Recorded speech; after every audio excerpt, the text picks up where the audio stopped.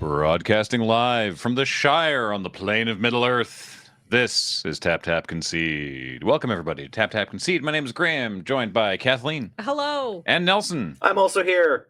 And today we're going to be talking about all kinds of magic news. It's a magic news roundup. But before we get into that, I want to remind you that the show is brought to you by Card Kingdom. Please check out cardkingdom.com/LRR for all of your card needs. Order yourself some Aftermath, for example. It's out now, officially. Also, ask them for a button. New button's coming. Until then, it's Kingdom of Cards. We'll keep you updated. Also, the show and everything we do is brought to you by you and your kind support of our Patreon at patreon.com/loadingreadyrun. Lots of news. Some of it coming out of MagicCon Minneapolis, some of it coming out prior to that. We're going to talk about changes to standard rotation. There's some information about the Doctor Who decks. There's some Lord of the Rings previews. But before that, we will, yes, be talking about the March of the Machine Aftermath leak and also the Pinkertons. I was going to say the Pinkerton incident. The Pinkerton incident, yes. But before that, why are we last week we were remote because we just got back from MagicCon Minneapolis and we were doing our proper diligence about making sure that we're all well before we go back into the office. Why are we remote this week? A scourge of speaking of magic news, a scourge of leg injuries. In Canadian-based content creators, because Eiley was tweeting earlier that she messed up her leg and she's on crutches. Well, I'm also on crutches because I lost a fight with a garden hose and fractured my ankle. It's an avulsion fracture. Yeah, my ligaments just won't quit. The injury tried to make your ligament snap, and the ligament was like, "No, actually, no. I refuse. Take me some bone with me instead. Bone with me. I'm going to remember that snap till the day I die. It was not a good feeling, but I had all that adrenaline, so I sort of rolled onto the grassy part of our front garden area, and then I went, Graham, and Graham came out and said, "Do you need something?" And I went, "Oh yes, I need help." And then he amazingly resigned from the draft he was in. Thank you. Which gave me the excuse because I was definitely going to win that game. Definitely, Absolutely. He was 100% going to win, and that's what love looks like. Yeah. Not that my opponent had just spent a turn casting 3 spells and catastrophically stabilizing it for life. No, definitely, I was going to win if I hadn't been forced to concede. By Graham had the activated ability from Sheldred on the stack, but he heard his wife's call. She was in distress. Had to rush out there. Yeah, that's right. Yeah. All right. So, so that's why we're here. Some weeks of recovery, but this, broadly speaking, should be a recoverable thing. Apparently, if I had actually torn the ligament, it would be way worse. That might be a potential surgery. That could be a lot longer for recovery. This is just let your foot heal up. I have rented a knee scooter, so I'll be able to get around. But the ER doc said the best thing for healing, because I was like, should I buy some calcium supplements? What should I do? I was like, I just want to get... You need some milk. Well, it's Pleasant Kenobi's birthday at time of recording, so he's probably got lots of spare. Yeah. But basically, she said the best thing to do would be just to, especially for the first couple days, take it easy. Don't try to go around too much. Just... thank you. Apply some healing salve and keep your leg elevated and not overdo it. So I was like, I would actually rather not have to figure out this knee scooter and take the bus into the office and stuff like that because I can't drive until my foot heals up. So here we are through the power of the internet. All right. Speaking of the power of the internet. Okay. So you may have missed it, though I'm not sure how, considering that this was, as I see this popping up as jokes all across Reddit when it's not even funny. Well, it's rarely funny, but it's not even related to to Magic the Gathering. There was a leak or a series of leaks of the entire set of March of the Machine Aftermath from a YouTuber. And the end result of that was, and the sort of the crux of the people's issue with it, and again the jokes resulting from it, is that Wizards, and this was this was claimed by the YouTuber and then later confirmed by Wizards that representatives of the Pinkertons, the Pinkerton Government Security Agency, I think is actually the name of the company, even though they legally can't do government contracts anymore, showed up at the YouTuber's house and threatened them with legal action if the YouTuber didn't return the merchandise, which was replaced with correct merchandise, and that's all what happened. So we're gonna talk about that. Because we have our ongoing relationships with Wizards of the Coast, people, I mean, I say this frequently, but people always like to assume that they get to control everything they say, and that's not true. So we're going to talk about all aspects of it. And I'm going to give you a TLDR from me personally up front, which is I actually think that everyone sucks in this situation, but one of the people that sucks is a corporation that should know better. So, it's I don't have a lot of like sympathy for any party, but if one person needed to to hold themselves to a higher level of conduct, it would be Hasbro and Wizards of the Coast. So there's that. Let me give you some fun facts. Yes, the Pinkertons. Yes, those Pinkertons. For the funniest part of this was people going, Pinkertons still exist? I thought they were made up for Red Dead Redemption 2. It was a bit like finding out Wile E. Coyote is like a real animal still alive at the San Diego Zoo. Yeah, exactly. Yeah, it was really weird. But yeah, no, the actual Pinkerton Detective Agency, not just a thing that was made up for Red Dead Redemption. Infamous, you would say, for union busting. Murderous union busting. Yeah, which is part of the reason that they're no longer legally allowed via Supreme Court action in some ages ago to take government contracts. But they absolutely do still do union busting. Not going to let the Pinkertons off the hook on this one. As recently as 2020, they were screwing around with Amazon and their attempts to unionize, not good people. Yeah, the Pinkertons are bad dudes. Interestingly, these are just some interesting facts for you, though. They're owned by Securitas AB, which is a Swedish company. Okay. They're now based in Sweden. They're also the largest corporate security contractor. They're the largest corporate security provider by a huge margin in the U.S. Huh. So, we don't have a client list, but my point is if Hasbro or Wizards of the Coast, because I'm not going to just be I'm not going to deflect and be like, oh, this is all Hasbro. If Wizards of the Coast was going to use a corporate security service, statistically, it's going to be the Pinkertons, and a lot of other companies you probably also use the Pinkertons. I'm just throwing that out there. Yeah, I'm not defending it. We don't swear on this show. F the Pinkertons. This was a bad decision. I'm just pointing out, here's some interesting additional context for you. Does that mean we see the Pinkertons driving by in armored cars every day? We just don't know that they're the Pinkertons or something? It's entirely possible. I don't actually know, yeah.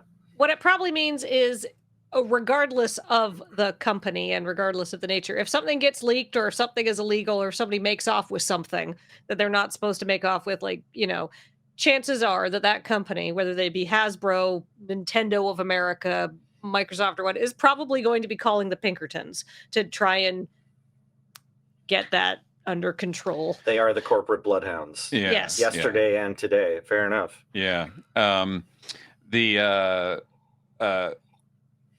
YouTuber in question sort of made a thing about how it's they ordered March of the Machine and their friend sent them March of the Machine Aftermath. We don't know the veracity of all of this, but it was I really got the impression that this person was making excuses or trying to cover their tracks and be like, oh, I had no idea. Whoops. What happened here? Oh, cool. And apparently Wizards wanted to know exactly where those came from. Cause it's no, these shouldn't have even been at distributors at that point. How did your friend manage to get a hold of this set that hadn't been released yet? And according to Wizards, they tried to contact this person through normal means and were repeatedly ignored, and so then sent the Pinkertons, which again, that's the step. It's sending the Pinkertons is holy crap, that's such. Now I will say it's 0 to 1,000. I will say This is a deeply Canadian take when talking about something happening in the U.S., but better than sending the cops? Shrug, probably, right? Like, they sent the police to my house is probably more dangerous. Worse, probably, yeah, more dangerous to a lot of people than they sent the Pinkerton Private Security Agency. It's just so messed up. I'm sorry. It's No. I have a lot of complicated feelings about this. But again, I think that's fair. Like, again, this is why I'm like, I think that I don't think that the YouTuber is innocent here. Like, they knew what they were doing. They they sort of were going like, tee-hee, I don't know what I'm doing. They absolutely knew what they were doing. They put up 3 different YouTube videos with this leak. Yeah. They ignored Wizards' attempts to get in contact with them. They've like deleted a bunch of previous posts to try and like cover up things that they said previously that contradict things they're saying now. However, Wizards of the Coast sent the Pinkertons. So, like, again, I don't love either side of this, but there's an imbalance, and Wizards should have figured out a better solution. Yeah. Is my I feel like, oh, I didn't know what I was doing, but I knew enough to put up 3 separate YouTube videos. Is like, I don't think this person's being honest, but at the same time, going directly to the Pinkertons is like escalating it to, that's like practically the nuclear option, right? So surely you could have just sent legal, like, threats from like a lawyer or WotC legal without having someone show up at the house. You could have absolutely just had like a lawyer come up to like serve notice, right? Yeah. That's like going to do the same thing. One of those people called, like, Seth Rogen did this in Pineapple Express, right? You like have the job where you serve someone. A process server, yeah. Yeah, process server. We needed the process server in the middle, WotC. Yeah. But otherwise, I think it's fair. Like, I agree with all of what both of you are saying. And it's important to note that, like, there is some goodwill towards the company for trying to keep the leaks from happening. Right? Because the leaks, like, hurt us too. Obviously, like, sympathy to this YouTuber's family for getting wrapped up in this and feeling scared and intimidated. I would not want that to happen to my family, No. But but it's not like you say, like, the story, there's too many holes in it, right? Like, oops, my friend sent me the wrong set. That doesn't really happen. Yeah, because there's no way that, like Graham said, that set would not have been in the hands of distributors or stores at that point. So yeah. I will say, this is my own personal opinion about leaks is broad speaking, not these leaks, is that leaks mess up WotC's like marketing plans and whatever, right? Like, because all of that stuff, because the information comes out earlier than they wanted to, which is like, oh, that's too bad. But we have to remember how a lot of those cards are supposed to be shown to the public is through previews that content creators get. And I'm not talking about content creators like Loading Ready Run. I'm talking about like the small content creators. Maybe that's their very first preview card. This is their chance to get some more eyes on their stuff, to get a little bit more exposure. So ignoring everything else, leaks hurt small content creators more than they hurt big content creators or WotC. Yeah. Right? So when you think about who is damaged most by the leaks, obviously reputations and all of that, but that could be that person's one chance for months and months and months to get more eyes on their channel, to get more exposure, to get that official uplift from WotC corporate that, helps them promote their work and be recognized for it. So we have to remember that, right? We have to remember that there's smaller content creators who are disproportionately affected by this kind of stuff. Yeah. So, like, I don't like leaks. I don't think that I think the YouTuber was being disingenuous and ignored WotC's attempts to contact them. However, by WotC's own admission, they went from we can't get a hold of this person to the Pinkerton. WotC didn't even say that they had an intermediate step. They were just like, well, we tried to get a hold of them and they wouldn't play ball. So, call up the 1870s detective agency. So yeah. Hopefully they don't do that again. Oh, gosh. Let's hope not. I also want to say that if you want to continue to clown on Wizards with jokes about the Pinkertons, go for it. Live your life. Personal request, make them funny. Like just saying, just like saying Pinkertons in response to a tweet is like, that's not like, I don't know, like low effort posts. Yeah, I mean, have some respect for the craft here, right? Yeah. Like there was a comment on EDSC that was like, "Oh, I expected the Pinkertons to burst into the room," and it's like, no, we said this was sponsored. That joke doesn't work because we said this was sponsored by Wizards. This doesn't make sense. Like I want to be able to be like, a Friday Night Paper Fight in 6 months and be like, someone's like, I think I'm going to put lands before spells. It's like, oh, don't do that. Wizards will send the Pinkertons after you, right? Like that's good. That's the minimum bar. Relevant context for your jokes, but don't don't let me tell you how to live, and don't certainly I'm not saying that you should not repeatedly clown on this decision. Yes, because it's still a very, very, very, very, very, very poor choice by a company that has enough people working for it that somebody should have said, hey, maybe we shouldn't do that. Yeah. Maybe that could be our last resort option. Maybe it turns out they've been hiring the Pinkertons for like a long time, like maybe 6 or 7 years, and the Pinkertons are the ones who designed the auto tapper. Like, there you go. Like, I mean, to put again, a tiny bit of thought into your Pinkertons jokes. Yeah. To be honest, right? Like I said at the top there, right? Like Hasbro probably has them on retainer, right? Like Right. I'm sure a lot of companies are just like, oh, call up our contact at the Pinkertons. They're corporate security. It would be worth it to find out if, like, because I know Nintendo's been the subject of a lot of leaks and stuff like that, and like IP theft and hacking and stuff. It would be worth it to do a little digging and see if Nintendo's also used the Pinkertons. And I'm not trying to clown on Nintendo. I'm sure most companies. Yeah, I'm sure almost every company that you have any kind of attachment to has used this corporation, this odious corporation. Oh, what a great odious. That's good. I'm a writer. All right. Nice. If you have any further thoughts about that, let us know in the comments below. I'm sure you will. Please keep it respectful. Okay.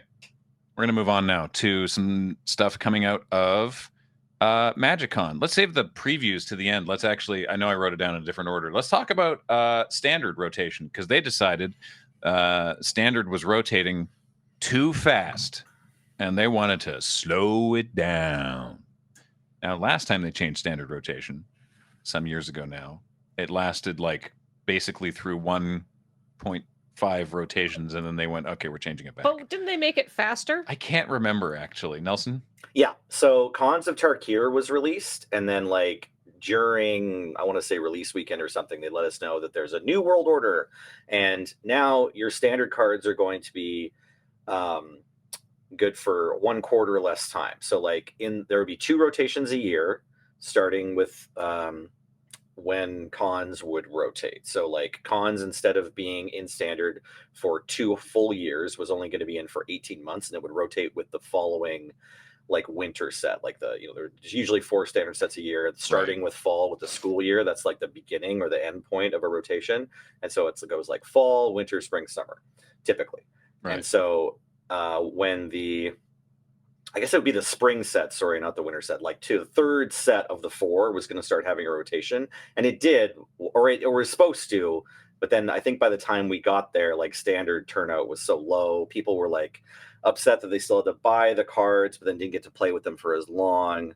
They felt like they were losing value on that, when the idea was they were gaining freshness, right? Like it turned out that like the research shows, and I totally corroborate this, people are the most excited for cards to leave standard. Like that was the thinking at the time. It's like there's just like standard evolves a bit, and there's a boogeyman card or a set of cards in a deck, or 2 decks or 3 decks tops or something. They're tired of playing against that, and they're looking forward to someone leaving, and that makes standard fresh. They don't even really need new cards, although they get them. Did they do this survey right before Eldraine rotated?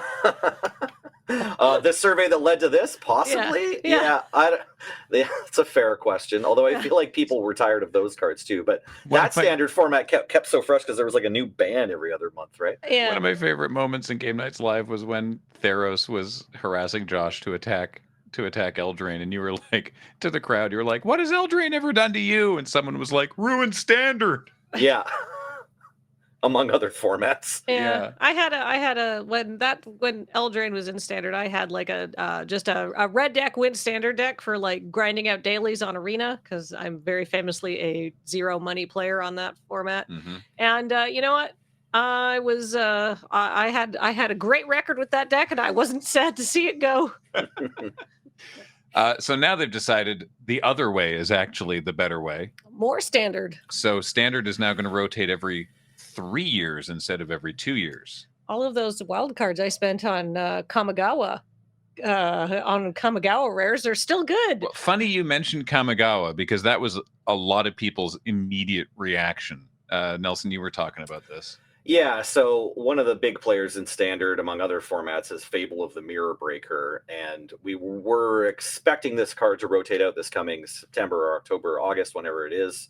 But now instead we're going to have it until the fall of 2024, and it's going to keep on making as many Blood Tithe Harvesters as it wants, and there's nothing we can do about it unless it gets banned. WotC's shown us that they're comfortable banning cards, and that's like part of the delivery of the Fire philosophy, right? Like print big, exciting cards that people want, and then ban them if we have to. Like, okay. Yeah. They didn't, that I'm aware of, announce any specific changes to the philosophy around bans, but that was sort of an assumption that I saw everyone make, was just like, oh, well, if they're going to a 3-year rotation, then obviously they're going to be banning more cards. And everybody was like, yes, that's correct. But that hasn't been said officially that I'm aware of. No, but I imagine if something does become like a problem where standard gets desperately unfun, that they will be banning things. As long as they don't ban Invoke Despair, because I really like that as like my personal pet card. You and many people play Standard. Yeah, me and like all of Standard are like mono black. I'm not sure that Invoke Despair is going to be safe from the eyes of the ban hammer. No, I would see Fable and Invoke are actually the two I would say most likely to be banned. Look, it's a good time to be a mono black player. What am I, It's true.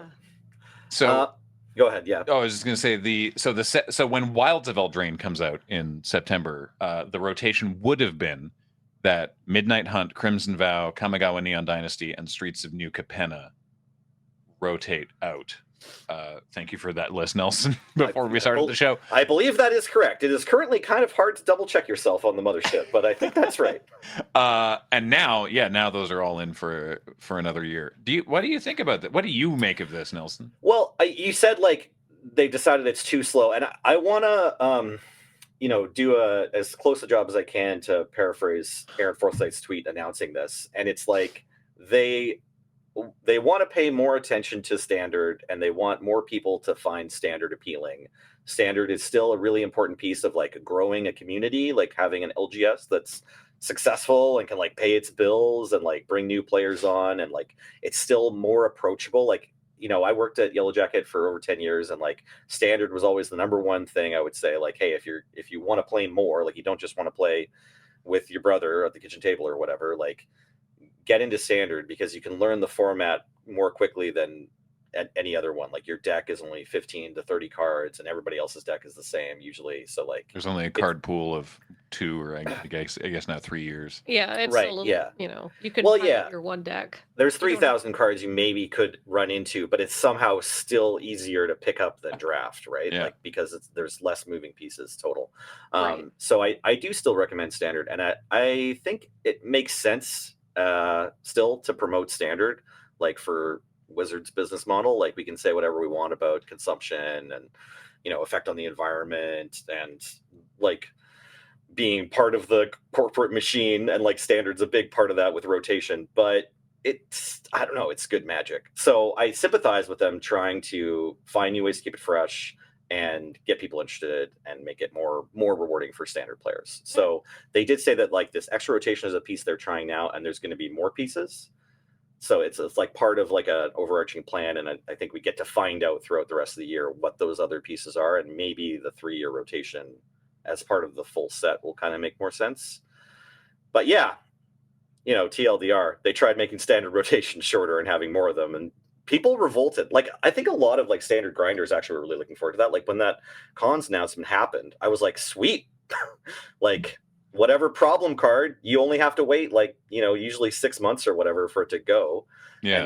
And you get like twice as many like really fun because the rotation is a really fun puzzle. Usually it's like, okay, all these cards, there's this huge power vacuum, what's moving in, right? And then what's the response to that? And like, it always was really fun watching the Pro Tour if it was like pretty close after rotation. Because sometimes if it was like later, the SCG circuit had sort of already solved it, or the European tournaments had already solved it, or whatever. And like maybe we get some cool Japanese tech or something like that. There's like one new deck that breaks out. But if they had a Pro Tour that was like within 3 weeks of rotation, which they did a few times, it was always like really fun and exciting. You got to see pros like playing each other with strategies that like they kind of assumed were the best, but sometimes they didn't know what was happening across the table from them. And that's the best Magic, obviously. That's why we all play Canadian Highlander so much. We'll play. Constantly have that feeling. Yeah. But yeah, I think this could be good. Like, I wouldn't be surprised if players revolt again. But I don't know. Yeah, let's try it. I like standard. Yeah. I'm okay with it because, like, for example, here's when a few standards ago, you had the green-white sort of enchantment spirits deck that was largely focused around Kamigawa block. You had your, what was it called? You had your... Well, not a few standards. That was last standard, right? Last one standard ago. Or like a couple of sets ago. Yeah. Like this green-white enchantment Those cards deck. are still legal, but they've been a little... those cards are still legal, but like they've been largely outpaced. And I'm desperately trying to remember literally the name of anything other like Jukai Naturalist. Jukai Naturalist and stuff. The big dog that draws you a card. Well, there's the call time cost reducer rotated out, right? Oh yeah, right. Yeah, there's the big enchantment that cares about enchantments. It's like haunted something or that makes the hallowed spirits. summons. That's the one. Yes, that's right. The one. Yeah. And that was also from.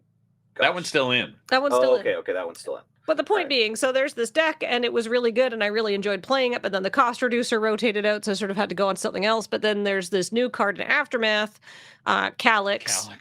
That seems like it would be a good fit, but if the same rotation, I'm not sure that I'm going to be using my meager wild cards on Arena to get some Calyxes to try that out in Standard, because, when Kamigawa rotates, they'll be absolutely useless, right? Likely they'll be useless. Maybe not. But the point being, like, I'm a little bit less hesitant to, try some new things since my tools are going to last a little bit longer. Speaking as the world's cheapest person. On the same note, like, I'm shopping for a Sheldra the Apocalypse, and the price is currently really high because it's basically the best card in the Standard. But now, over on Friday, I was looking for it while I was at MagicCon, and I'm like, the cheapest one I can buy is like $69 US, and like that's more than I usually spend on a new Magic card for sure. But now it's like, well, it's going to still be in Standard until like 2025 or something. Is that right? Dominaria United is the rotation set normally, right? So it's like that this card wasn't going to rotate this fall, so now it's not going to rotate next fall. Yeah, so it's like you get like there's a ton of play you get out of this for your admittedly high price tag. I'm on the same vein where you're like it gets a bit easier to rationalize getting into these standard cards. The What's in Standard website, which is now, bless you, by the way. Ooh. The What's in Standard website, which is updated to reflect the forthcoming change. Yeah, Dominaria United is going to be legal until Q4 2025. Yeah, so that's like a lot of reps if you're going to play it in Standard, or a lot of time to sell back out if that's what you want to do, right? Mm-hmm. Like the standard, the standard prices. What do you want to call it? Format, environment, right? Like the set of all the standard stocks prices or whatever is going to be less volatile in theory because just less frequently you were trying to move things. You were talking about how the grinders were keen on the faster rotation before, but that was also in a time when Wizards was less comfortable banning cards. Yeah. So do you Do you foresee, as I mentioned all those other commenters, do you foresee that like they'll be like, well, if we're gonna be 3 years, we're gonna be banning more cards? I mean, maybe. I think that the beginning years of the Fire philosophy, they really wanted to let themselves go and just like make sure that the packs included what is it, fun, interesting, repeatable, exciting cards or whatever. Like I didn't know that it actually stood for. Is that what it stands for? I mean, I didn't know Sweet. either. I just assumed that Nelson sounded like he was talking like you. I believe it. So Gavin told us when we had him on the PPR. He told us what the letter standard for. But I'm pretty sure the first one was fun. Sorry, Gavin. Anyways, it's like they went for it, and in response, we had like kind of a slew of bannings. Like there were several cards that like, okay, yeah, it turns out they were pushed a little too far, so we had Kick Mode Standard, Pioneer, maybe Legacy, and then the companion thing also like that needed a big overcorrection. But currently in Standard, I think only Meathook Massacre is banned, so that's just one card. So like after the Call Times sets, sorry, maybe it wasn't Call Time, one before that. But just the previous rotation, since the previous rotation in fall of 2022, Standard has been fairly safe from outlier problem cards that definitely need to be banned. And I could see kind of a new approach to banning happening where they are like, yeah, we just want to make sure deck diversity is there. It's not that the Shell Tread, Invoke, Fable deck is necessarily more powerful or has a higher win rate, but we are getting bored and we want to make Standard fun. So they might start hitting us with that. Although I still think they'll use it really sparingly, because if you look back at like all of the bannings ever from WotC in all the formats, it's not that long. Like versus the number of cards they've printed, or the number of like powerful cards, or number of powerful decks that have come out like in various formats.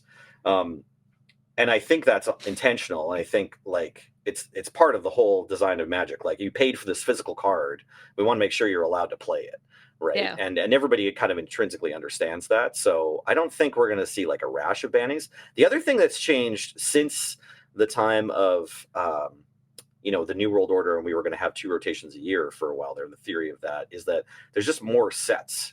Right, like they sneak in extra sets to Standard sometimes, or the sets are bigger. We're not dealing with blocks anymore. Every set is like its own thing, and sometimes it's more than 300 cards or whatever.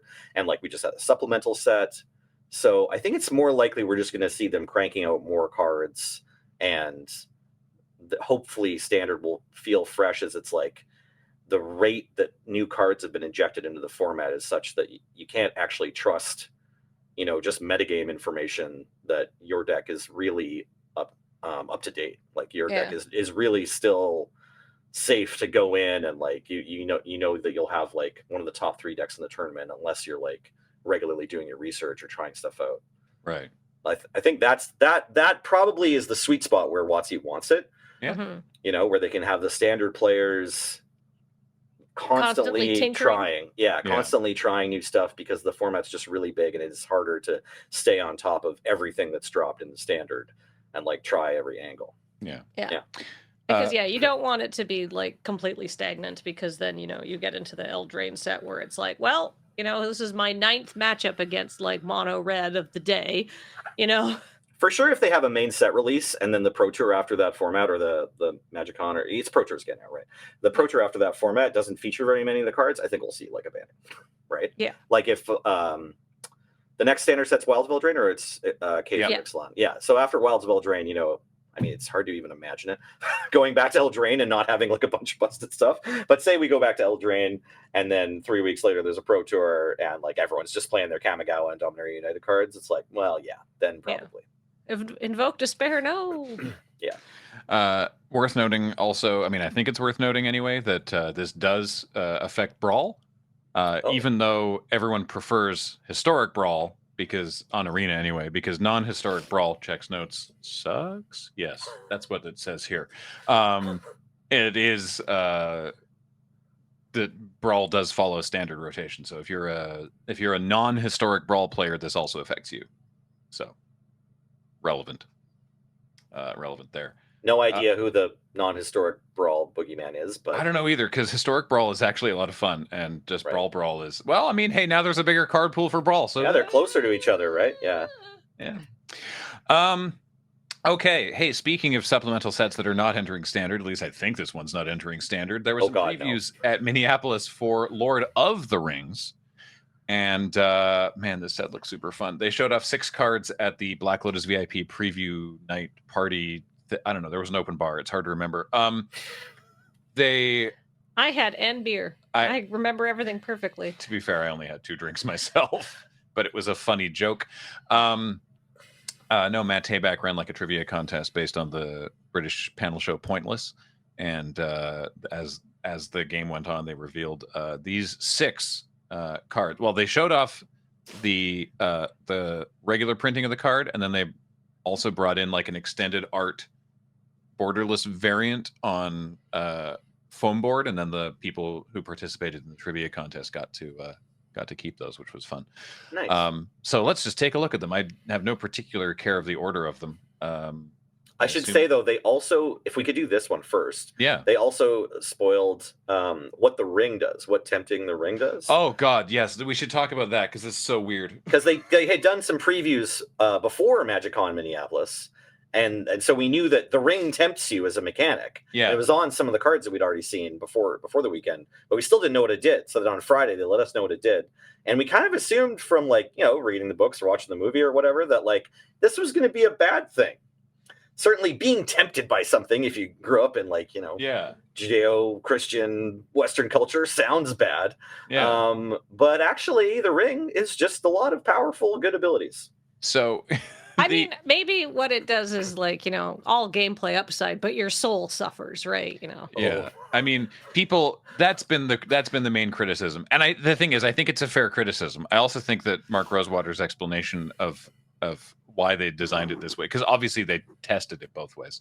But the reason that they settled with this was that if a mechanic is punishing, people don't like it and don't play it. That's true. I mean, they have a hard enough time convincing new players to, like, put cards in their own graveyard for card advantage, or pay life. Or pay life. Like, people are very. Why would I play on Marsh Flats? Yeah.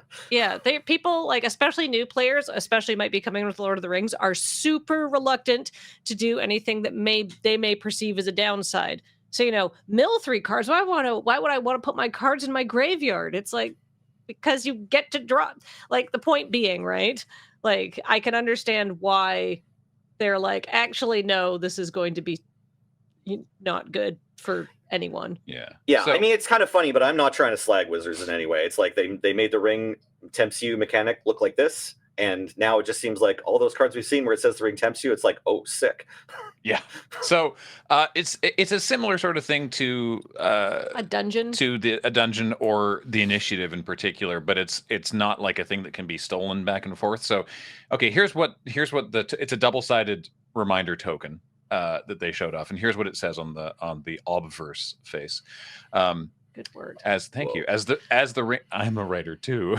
as the ring tempts you, you get an emblem named the ring if you don't already have one. Then your emblem gains its next ability, and you choose a creature you control to become or remain your ring bearer. So every time the ring tempts you, you may choose a new ring bearer or decide that your current ring bearer remains the ring bearer. Yeah, but you have to have a ring bearer if you control a creature. Yes, here's the reminders on it. The ring can tempt you even if you don't control a creature. The ring gains its abilities in order from top to bottom. Once it gains an ability, it has that ability for the rest of the game. The ring gains that ability. Like, the ring is an object. It can't be destroyed or anything. It just is there. It's an emblem, right? Yeah. Like, the ring is an emblem. Can only be destroyed by throwing it into the fires of Mount Doom. Correct. Sincerely, some sort of, like, shatter effect isn't going to do anything. Each time the ring tempts you, you must choose a creature you control if you control one, and each player can only have one emblem named the ring and only one ring bearer at a time. So what does the ring do? The one ring. Yeah. The first thing the ring does is your ring bearer is legendary and can't be blocked by creatures with greater power. So it becomes legendary and gets Skulk. I kind of like that from a flavor perspective, honestly, because, like, Frodo's, like, always, like, sneaking away from all these people that are objectively should be able to spear him. Yeah. Skulk is back. Yeah. So next, whenever your ring bearer attacks, draw a card and then discard a card. We love a looter. Whenever your ring bearer becomes blocked by a creature, that creature's controller sacrifices it at the end of combat. Oh. And whenever your ring bearer deals combat damage to a player, each opponent loses 3 life. Each opponent. So the way that this works is this goes through, right? So you're going to be tempted 4 times. Yeah, but then it's like, say you're on the 3rd step, and you have your ring bearer died. You have a creature that isn't your ring bearer. You get tempted again. The ring moves to the 4th step. That creature becomes the ring bearer and gets all of these abilities. Yeah. Right. The ring retains these, and these get applied to whomever your ring bearer is. So it's a lot of responsibility at this particular wedding ceremony. It's a lot to keep track of. I think it's very interesting. I also want to say, I think that they nailed the actual flavor of the card, the One Ring, where it's like, you can just keep drawing cards off it. But the more you do that, the more it's going to hurt you. Right. Like, I think this feels like what the ring's really doing. Right. Yeah, exactly. Yeah. And like, that's the ring.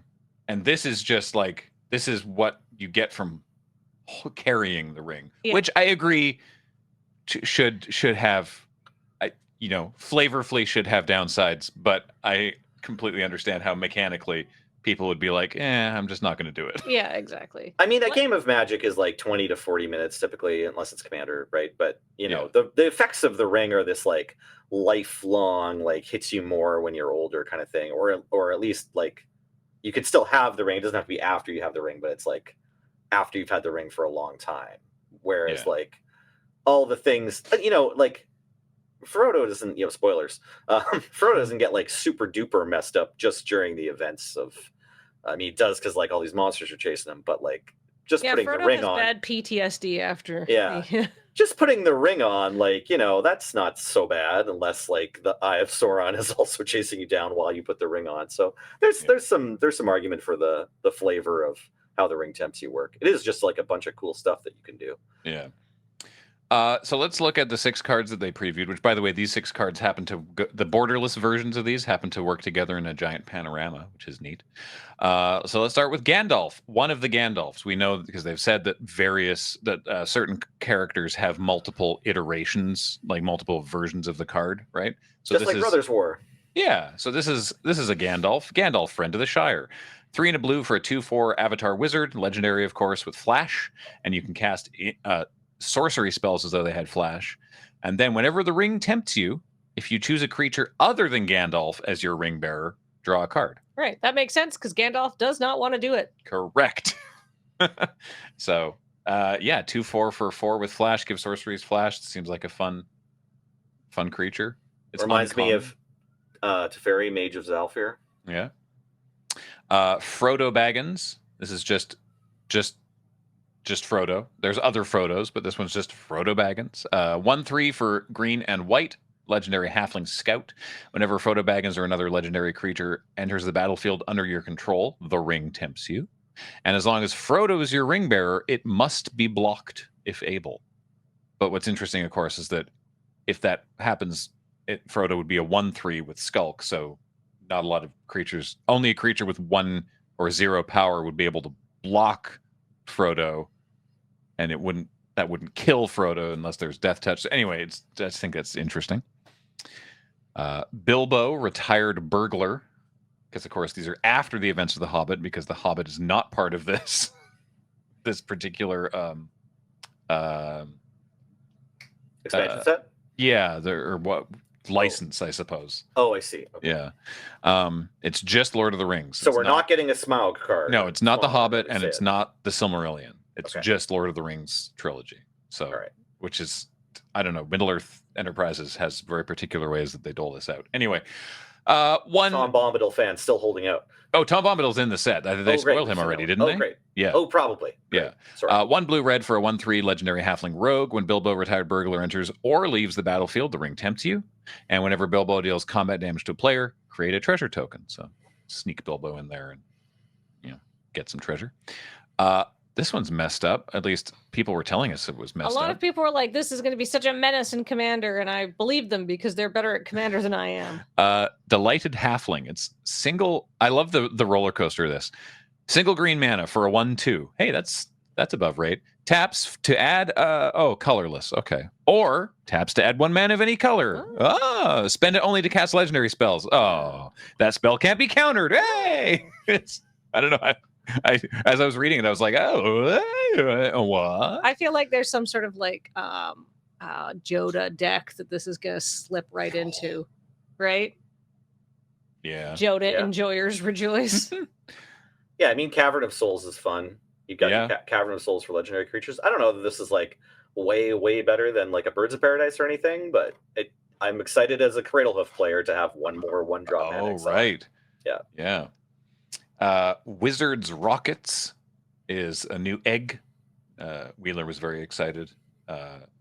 To quote his review, that's a good egg.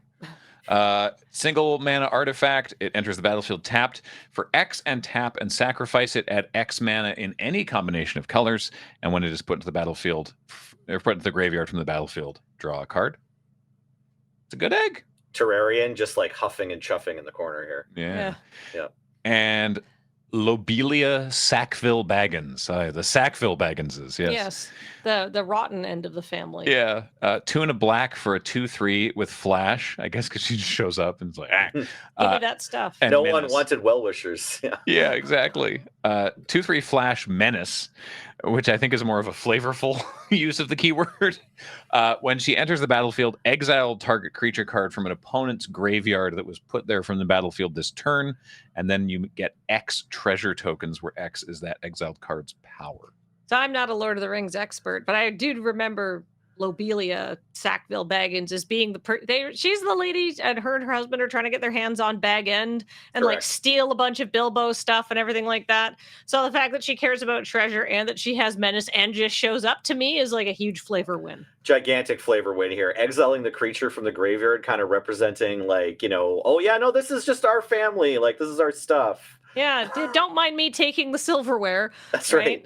Yeah, it's like, cool, Bilbo who? Right? Like, yeah. Awesome. So this card actually seems pretty sweet too. Yeah, I like it. Yeah. There we go. Okay, good. That's all that we had for Lord of the Rings.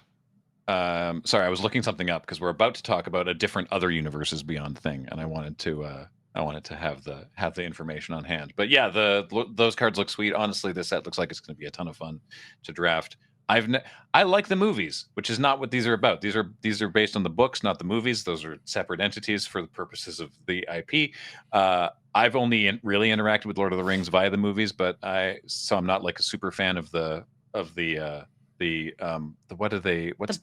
The fancy word for like it's called like Tolkien's Infinarium or something. There's some word that they use to mean like the entire collected works of Middle Earth and whatever. Anyway, the point is it's never been my thing, but I'm very excited for this set. I think this looks like it's going to be a lot of fun. An IP that I love is Doctor Who, and they revealed a bunch of information about the Doctor Who decks because they are 4 commander decks. And let me tell you a little bit about them, and then we can look at some of the card. Well, they've only really shown off the basic lands, but I have some information about those basic lands. So there's 4 commander decks. Blast from the Past, featuring the first 8 Doctors. The old ones. Yeah. Timey Wimey, featuring Doctors 9, 10, and 11. Which is... that's your new Doctors. Yeah. Paradox Power, which is Doctors 12 and 13. And then Masters of Evil, which is all the monsters and villains. And then there's a new mechanic called Doctor's Companion, which lets you have a second commander, provided one is a doctor and the other is a doctor's companion. So it's sort of like the backgrounds from Commander Legends. And before we get David Tennant, Doctor, and Rose as companions, and everybody starts weeping. Yeah, exactly. At the table. And they said that there's... they announced there are, I don't know, I'm just looking for confirmation of this. They said that there are sagas that are based on some famous Doctor Who stories. Ooh. Like particularly notable episodes or storylines from throughout the series. There's Plane Chase. Planes are back, and they spoiled one of them. The Lux Foundation Library, which is from the David Tennant episode "Silence in the Library." Is that 2 new Plane Chase releases this year then? Yeah, Yes. yeah. That's awesome. I'm so excited about it. Yeah, the Lux me Foundation too. Library is. This is news to me. Sorry, I'm just finding out that we're getting more planes. Oh, That's no awesome. worries. Yeah. Players have no maximum hand size, and whenever a creature you control deals combat damage to a player, you may draw a card. And then whenever chaos ensues, you put a shadow counter on target creature, so you can give creatures shadow. Oh, like the shadow mechanic. Yeah. Yeah, if you're unfamiliar, that means they can't block or be blocked by creatures without shadow. Yeah. So it's like flying, but can't block creatures unless they have flying, kind of. Yeah, that was the Silence in the Library was a, if I recall correctly, Paul, you might remember, this was a 2-parter. This was David Tennant, Doctor, and Donna Noble.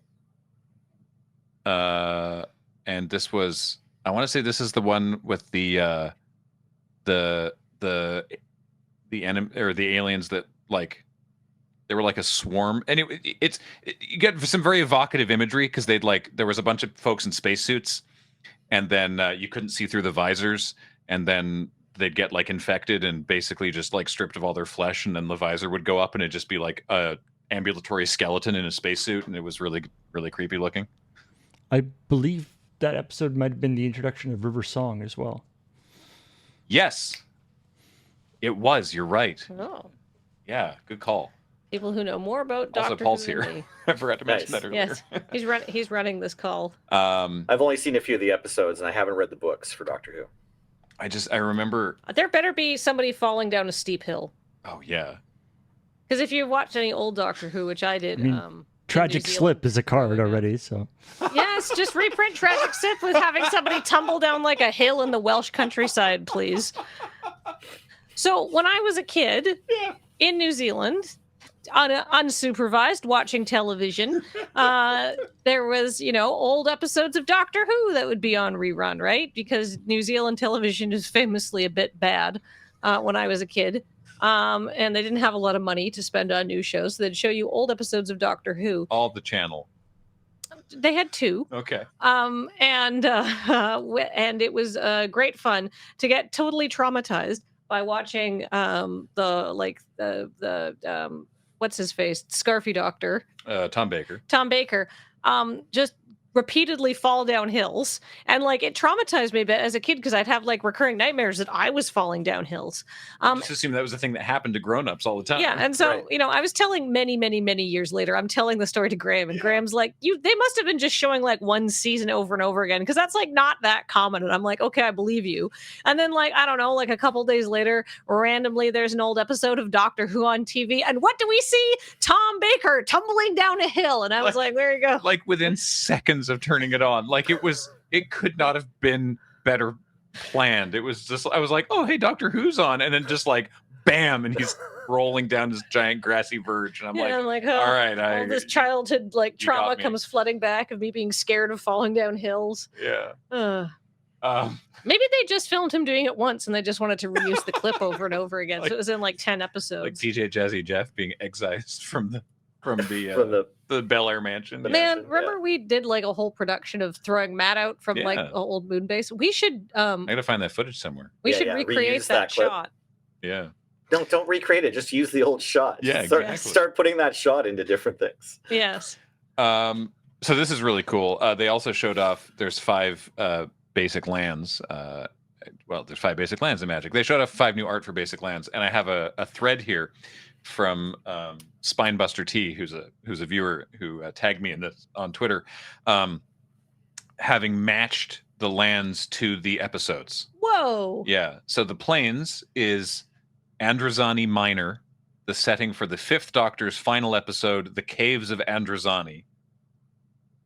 And there's if you go to @SpinebusterT on Twitter, you can see a thread with T as in TEE. Yeah, sorry, thank you. You can see a thread with the Land's End comparing it to actual screenshots from the episode. The island is a deep cut. This is Marinus from the Key of Marinus, the 5th ever Doctor Who story. So this is William Hartnell's Doctor, the giant, like, weird pyramid on an island. Swamp is the wilds of Zeta Minor, the setting for the 4th Doctor story, Planet of Evil. Wow, these are some deep cuts. Yeah, that's Scarfy Doctor. Scarfy Doctor. The 4th Doctor. The mountain is Mount Megeshra on the planet of Peladon, site of 2 different 3rd Doctor stories, The Curse of Peladon and The Monster of Peladon. You just should get rid of that exercise bike if it's that bad. It should be mentioned at this point, if you weren't aware, that Gavin, who led design on this, is a massive Doctor Who fan. I'm you may have inferred. Picking up those vibes from how deep these cuts are. And finally, the forest was trickier to pin down. The big plants seemed familiar. Those are the carnivorous bell plants from Tagella in the 4th Doctor story, Meglos. Wow. Yeah. Incredible work, Spinebuster T. Fantastic. So, yeah, that's very, very cool. I'm super excited to see these cards. On the art, we've seen art for 4th Doctor and Matt Smith. I can't 13th, 12th. I don't know why the numbers are running together. 12th Doctor, and Davros, who's the leader of the Daleks. Bless you. It's allergy season here. Oh, it sure is. I've taken a Claritin and they do nothing. And then just from the box art, like I said, there's the Blast from the Past deck has Tom Baker Doctor on it. The Masters and Villains has has a Cyberman and a Dalek, and the Master as what's her face? In the what was it, Missy? No. Paul, do you remember the name of that particular regeneration of the Master? The Lady Master. Yeah, Missy is, I believe, is what she's called. Yeah. Yeah. Paradox Power has Jodie Whittaker and one of her companions who I'm not familiar with the name of, and Timey-Wimey, of course, has David Tennant and Rose on it. So yeah, 9, 10, and 11. So that'll be David Tennant, Christopher Eccleston, and Matt Smith, right? 9, 10, 11? Yes, sorry, Matt Smith is 11. Yes, sorry. Yeah, I got that backwards. Yeah, 12 and 13 will be Whittaker and Capaldi. So anyway, I'm super into this. You seem stoked. I'm very stoked. Yeah, I used to watch Doctor Who as a kid. I mean, back when I was watching like Tom Baker episodes, and then I'm gonna do whatever research is necessary to appreciate it. Peter Davis and stuff. You just need to wear. You need to get like some like accessory vegetables, whatever it is. There was the Children in Need crossover episode with David Tennant and Peter Davison. Peter Davison, who would wear like a piece of asparagus, pinned to his lapel. Celery. Oh, right. Celery. Thank you. Celery. Yeah. What did they have? I mean, bonus points if they have the Rowan Atkinson Doctor. Oh, from that Children in Need special. I mean, I kind of doubt it. But Probably not, but no. They also don't have, because it's a separate entity, there also will not be one representing Peter Cushing's Doctor from the 2 BBC made-for-TV movies. Oh. Because those were like, I guess maybe not BBC. Those are like a separate...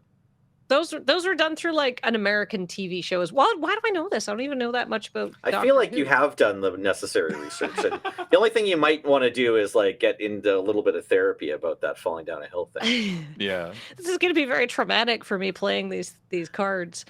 Maybe I'll just play the Master deck and finally get my revenge. That's right. Yeah, get all those doctors. How dare they? Work on your Dalek voice. Yeah.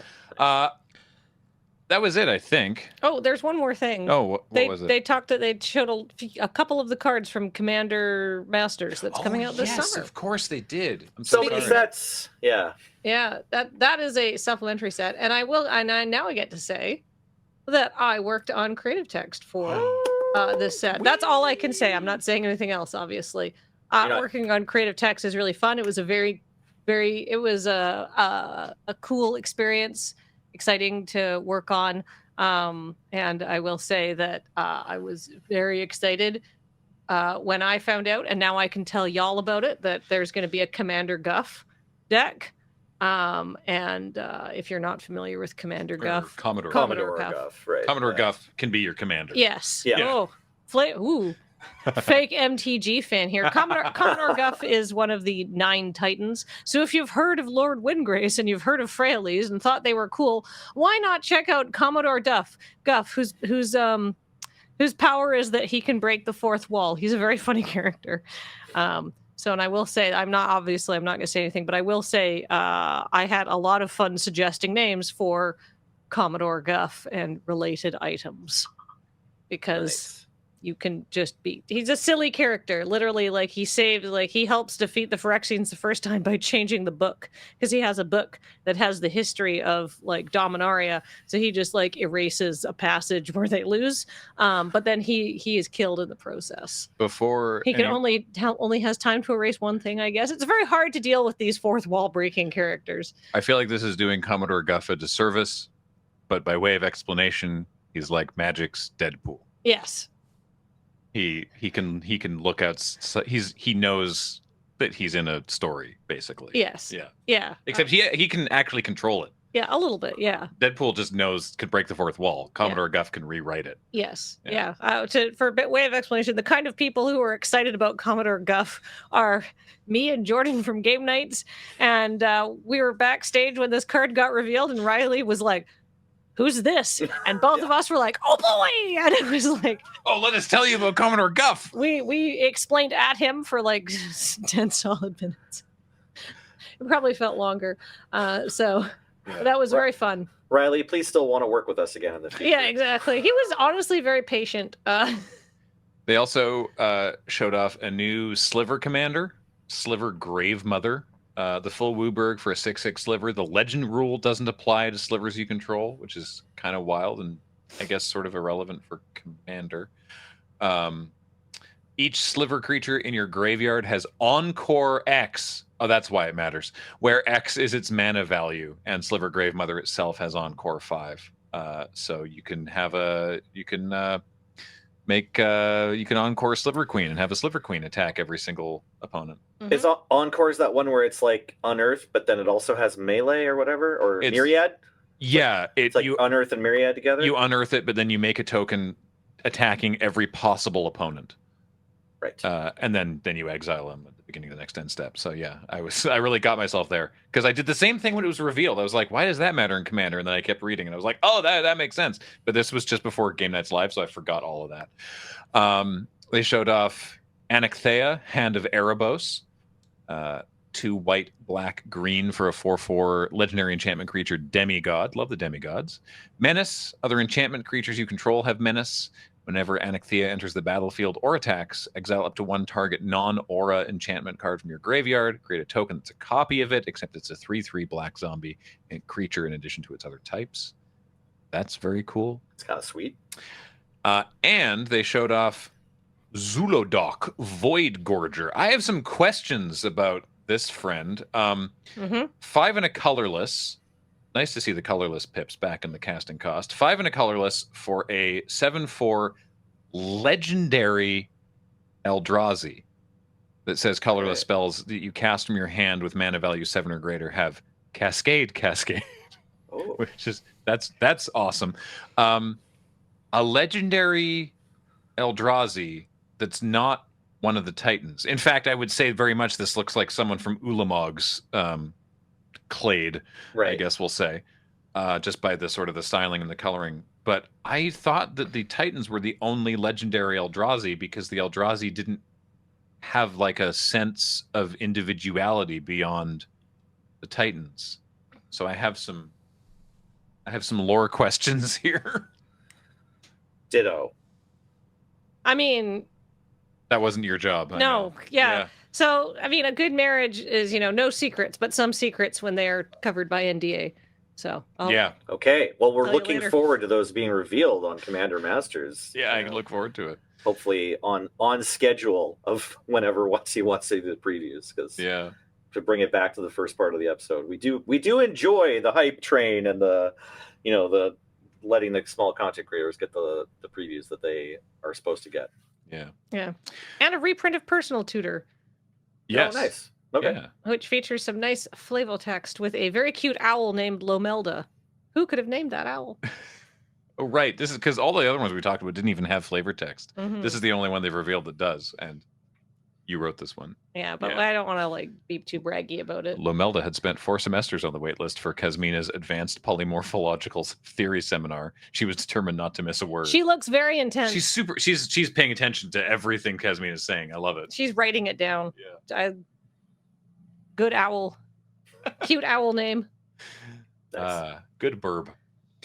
All right. Well, that is going to do it then for this barnstormer of an episode of Tap Tap Concede. We're probably like an hour and a half or something. But hey, we had a lot to talk about. We and did. I'm glad that you all wanted to listen.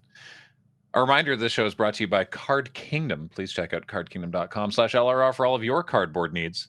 And of course, this show and everything that we do is brought to you by you and your kind support of our Patreon at patreon.com/loadingreadyrun. Until next time, I have been Graham, joined by Kathleen, Hello. Nelson, Thanks for listening. Paul has been on tech, Heather gets these online. Thank you all so much for listening. and Finnegan's watching. been just off screen. Yeah, there's a cat just over there. And we will talk to you again soon. Bye, everybody.